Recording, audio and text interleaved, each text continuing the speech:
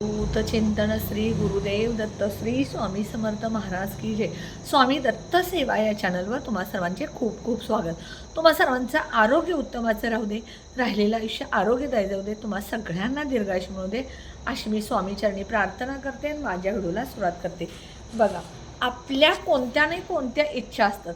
माणूस म्हटलं की इच्छा आहे आल्याच, मग कोणतीही इच्छा असू दे, कठीण कोणतीही इच्छा असली तर त्यासाठी तुम्हाला सोमवारी काही उपाय करायचे आहेत। ह्या उपायानं तुमच्या मनातील कोणती इच्छा आहे ती दूर होईल। आता बघा, माणसाची इच्छा कोणती असते? मुलांना नोकरी लागावी, मुलांचं लग्न व्हावं, मुलांना संतान प्राप्त व्हावे, तुमच्या नवरा बायकोंच्यात प्रेम वाढावं, त्यानंतर नवऱ्याचा व्यवसाय असेल, तुमचा व्यवसाय असेल, नोकरी असेल, ह्यात प्रमोशन मिळावं, नोकरी चांगली लागावी, मुलं घरात सुखी राहावीत, आजारपण कमी व्हावं, अशा काही ना काही इच्छा प्रत्येक व्यक्तीच्या असतात। घरामध्ये पैसा यावा, आलेला पैसा स्थिर राहावा, अशी कोणतीही इच्छा असेल त्यासाठी अतिशय प्रभावी असा हा उपाय। काय करायचं? 2 लवंग, 2 कापूर वड्या, त्यानंतर तुपाचा दिवा, 1 तांब्या भरून पाणी, त्यानंतर कच्चं दूध थोडं, धोत्र्याचं फळ, बेलपत्र आणि भस्म, हे सगळं घेऊन तुम्ही महादेवाच्या मंदिरामध्ये जायचं। आता तुम्हाला महादेवाचं मंदिर जवळ नसेल, शक्य नसेल तर घरातल्या महादेवाच्या पिंडीवरती जरी हा उपाय केला तरी चालेल। काय करायचं बघा, घरात जर तुम्ही करत असाल तर सगळ्यात पहिल्यांदा महादेवाची पिंड तामणमध्ये घ्या, गार पाण्यानं, कधीही महादेवाच्या पिंडीवर गरम पाण्यानं अभिषेक घालायचा, पाण्यानं अभिषेक घालायचा नाही, कारण महादेव हे उग्र स्वरूप आहे, त्यामुळं गार पाण्याने पहिल्यांदा अभिषेक घालायचा। त्यानंतर कच्चं दूध जे आहे ते घालत असताना तुम्ही ओम नमः शिवाय ह्या मंत्राचा जप करत जरी अभिषेक घातला तरी चालेल। त्यानंतर मूर्ती पाण्यानं धुवायची, स्वच्छ पुसायची, एका डिशमध्ये तांदूळ ठेवायची, तांदळावरती ही महादेवाची पिंड ठेवायची आणि त्यानंतर इबीत लावायचं, धोत्र्याचं फळ घालायचं, बेलपत्र घालायचं आणि त्यानंतर तुम्ही पूजा करायची। आता समजा हे घरात, जर महादेवाच्या मंदिरात जात असाल तर महादेवाच्या मंदिरात पिंडीवरती जल आणि दूध अर्पण करायला देत असतील तर करा, नसेल तर बाजूला करा।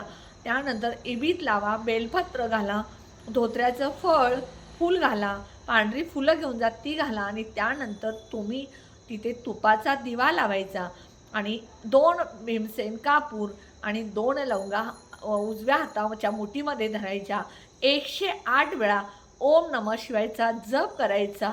तुमची जी काही इच्छा आहे ती महादेवाला सांगायची, कळकळीनं विनंती करायची। महादेव हे भोळे शंकर आहेत, जिथं भक्त ह्या महादेवाची मनापासून पूजा करतो, विनंती करतो, तिथं महादेव त्याला देतच असतात, म्हणून विनंती करायची, मनापासून त्याला सांगायची, तुमची इच्छा बोलायची आणि त्यानंतर ह्या 2 लवंगा आणि भीमसेन कापूर तुम्ही त्या तुपाच्या दिव्यामध्ये टाकायचं, दिवा प्रज्वलित करायचा आणि त्यानंतर तुम्ही 11 वेळा परत ओम नमः शिवाय म्हणून तुमची 11 वेळा इच्छा बोलायची आणि घरी निघून यायच्या। अशा पद्धतीनं जर तुम्ही हा उपाय केला तर तुमच्या मनातील कोणतीही इच्छा पूर्ण होईल। हे मंदिरात करत असताना घरातही तसंच करायचं। सगळी पूजा वगैरे झाली, तुम्ही पिंड ती महादेवाची तांदळामध्ये ठेवता, त्यावेळेला बेलपत्र असेल, धोत्र्याचं फळ असेल, फूल असेल, हे अर्पण केल्यानंतर देवघरामध्ये पिंडीजवळ तुपाचा दिवा प्रज्वलित करायचा आणि त्यानंतर तुमच्या हातामध्ये 2 लवंगा, 2 भीमसेन कापूर घेऊन 108 वेळा ओम नमः शिवायचा मंत्र म्हणायचा, इच्छा बोलायची आणि ते कापूर आणि लवंग त्या दिव्यामध्ये तुपाच्या टाकायची।